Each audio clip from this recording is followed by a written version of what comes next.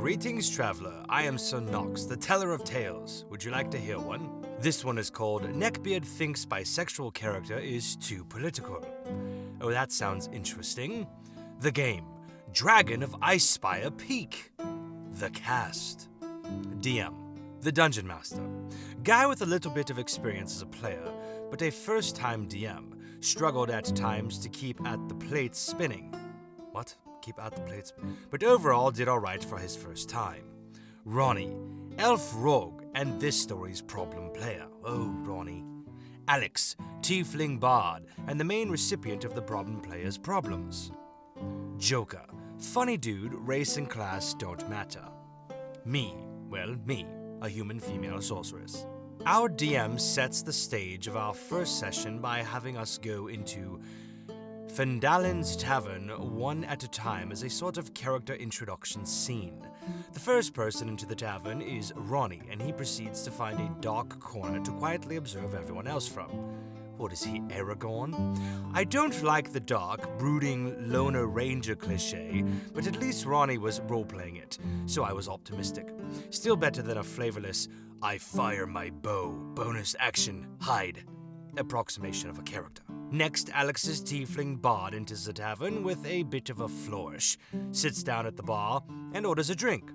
But before Alex can pay, Ronnie has jumped up from their corner and offers to pay for the pretty lady's drink. Alex hadn't been described as good-looking, mind you. It's a trope for high charisma characters, but good looks and charisma don't have to go hand in hand. What Alex's player also didn't mention was the character's gender. Alex's player is female, but actually, Alex is a guy, she explained. But thanks for the drink, handsome. I always have been partial to the dark, mysterious type. Ronnie's player was mortified at accidentally flirting with another male character and quickly had him slink back into a shadowy corner. When my character, who I described as rather beautiful and elegantly dressed, sat down next to Alex, he gave a similar flirtatious introduction.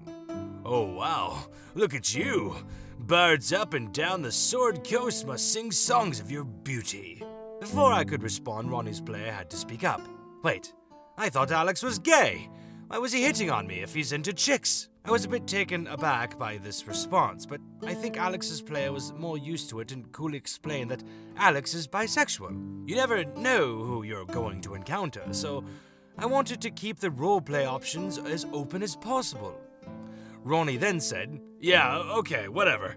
But can we keep real-world politics out of the game? This is supposed to be a light adventure. Yes, apparently being bisexual is not a personal sexual identity, but rather a political stance. The air was a bit tense, but our fourth player, Joker, came in. I sit down at the bar next to the pretty sorceress lady and the pretty tiefling man, take off my blue bath cap, and store it in a bag as a sign of respect to the tavern keep. If you're confused, he was making a reference to Democratic politician Andrew Yang.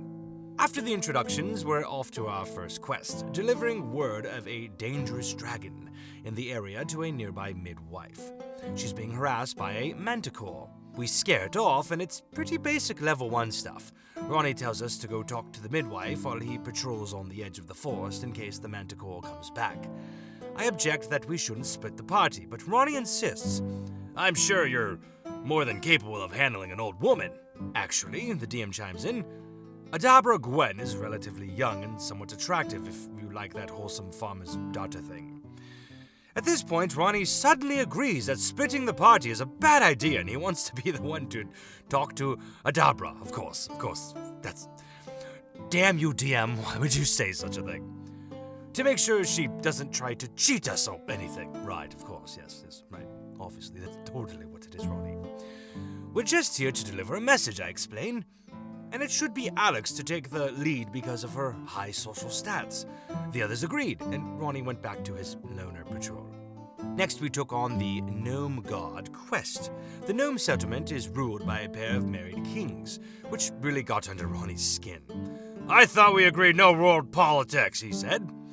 Look, it's in the module, the DM replied and gave us their canonical names. Besides, the DM continued, 2 kings married doesn't sound like real-world politics. Sounds more like fantasy politics. It's not like it says one of the kings cheated on his previous king with a porn star. Someone suggested we get back to the quest because some of the loot sounded cool and we were able to move A bit later, though, Ronnie opined, I think out of character, but looking back, I'm not certain. I wonder if there could even be gay tieflings.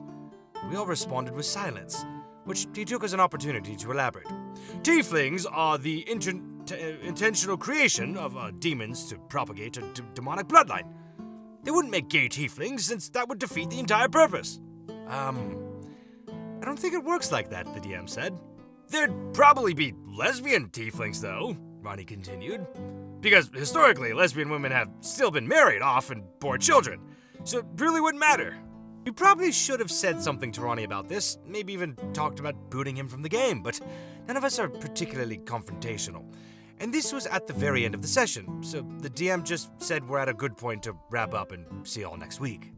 I'll admit, I think there's an interesting question here. What differences would we find among purposefully created races, as opposed to those that evolved over millions of years? Those races might be rather different from humans in terms of sex and gender, depending on the purpose they were created for. But it's certainly not a discussion I'd get into with Ronnie. That was really the worst of it, but there was an air of awkwardness for the rest of the campaign. Alex, Joker, and I are all getting along with plenty of jokes between us, and Ronnie uninterested in anything, unless he thought there was a chance for slay, pay, or lay. At one point, he even tried to flirt with the ghost of a sea elf we were trying to put at ease, a ghost. Flirting with a distraught, accursed ghost. Dude either needs a Pornhub account, or he needs to delete his Pornhub account, not sure which. As a sidebar, if you've played I Spy a Peak, then you know that you do not flirt with the ghost, because she will give you crabs. What interesting lore. The campaign eventually came to a conclusion with us defeating the titular dragon of I Spy a Peak. We raided its dragon horde and made our way back down to Phandalin, returning our conquering heroes. Who's in the tavern when we get back? Ronnie asked. I'm not sure why, the DM responded. Well, it's normal for the hero to get the girl at the end of the story, right?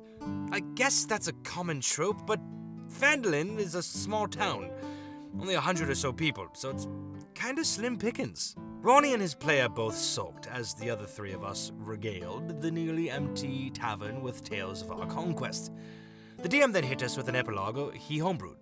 3 days later, as we're recovering from our post-victory hangovers, a half-dozen very ornate carriages come into town. The Lord of Neverwinter has heard of our conquest and sent one of the middling nobles down. Count, it matters not. Along with him came several knights and lords and ladies from the royal court. This got Ronnie's attention real quick. He got himself out of the shadows and rushed up to Count Who Cares, obviously hoping he could make a good impression and woo a noble woman.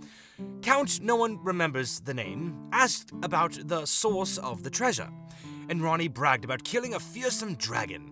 He asked about the amount of treasure, and Ronnie boasted loudly of his wealth. Count, forget about it, asked to confirm the treasure was from the dragon's hoard, and Ronnie again just boasted about his heroism and wealth. Then Count didn't take notes, informed us that by royal decree signed 10 years ago, Lord Never Remember has claimed 30% of any hoard of a slain dragon, and we would all need to pay our adventuring taxes. What a bummer! The rest of us thought this was a funny way to end. The campaign was over, so we couldn't use the money anyways. Ronnie was not having it though.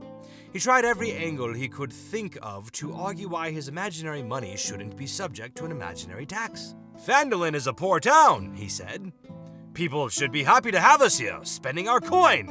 If I'm taxed, I'll just take the rest, go to another city, and spend it there. But if I stay and spend the money, everyone here will prosper over time. Roll persuasion? The DM said. But before he could, Alex chimed in. Wait, I don't think that's allowed. Everyone was confused because it's not like this is covered in the rules. Why not? I can make a persuasion check, Ronnie said. It's against the house rules, Alex answered. The DM did not have a clue. What house rules? This isn't PvP, he's trying to persuade an NPC. This sounds a lot like Reaganomics and Trickle Down, Alex said. And we agreed there'd be no real-world politics in the game. What? That's not what I... But Joker cut off Ronnie mid-rant. Hey, DM, can I use my money to set up a sort of fund that pays everyone in Phandalin a small amount at the start of every month? You mean UBI? Universal Basic Income? Ronnie asked. That's railroad politics too! If I can't argue my way out of taxes, he shouldn't be able to have UBI. Technically, Joker said, UBI really only exists in Andrew Yang's imagination, so it's more fantasy politics than anything real. Yeah, okay, I'll allow it, DM said. And the taxes? Ronnie asked.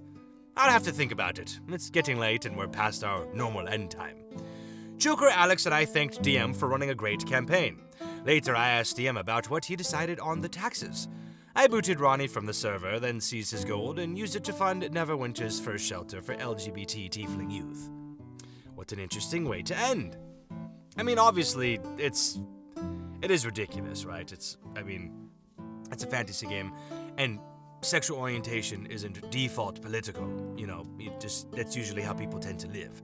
People have made it very political, and I feel like a lot of either side's politics have been shoved down each other's throats over the recent years, whether it's what you identify as either a hardcore conservative or a raging liberal or a gay or a super straight or whatever it is. Like, it seems like everyone's side is just like feeling like they need to force it on one another. And obviously, he took just any hint of something that he might just label as liberal as something that he didn't want, which kind of really shows a lack of self-reflection, because obviously if you're that triggered by something, then chances are you're probably the complete opposite politically, and you probably wouldn't have any issues if it were the other way around, which to me just seems a bit hypocritical.